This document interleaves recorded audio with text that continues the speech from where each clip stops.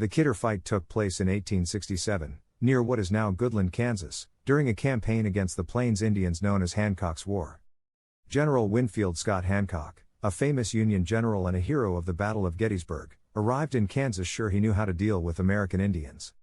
Hancock met with several Cheyenne chiefs on April 12, 1867 and tried to intimidate them. "You know very well," he said, "if you go to war with a white man you will lose. I have a great many chiefs with me that have commanded more men than you ever saw, and they have fought more great battles than you have fought fights."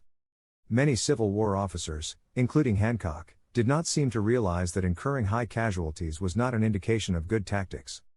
Frontal assaults and dashing charges were commonplace in the Civil War, but the Native Americans fought by their own rules. The Plains Indians rarely charged a stout defense.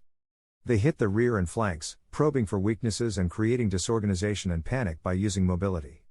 They avoided heavy casualties whenever possible, scattering in many directions when pursued by the cavalry.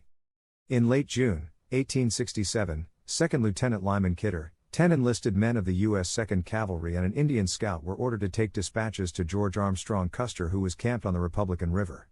When Kidder arrived, Custer was gone. He had moved his force first to the south, and then to the northwest. Kidder had no idea where Custer was, but thought he might be headed for Fort Wallace, Kansas. On the way to Fort Wallace, Kidder and his men were spotted by Lakota and Cheyenne warriors. Kidder and his men galloped off in search of a defensible position and soon dismounted.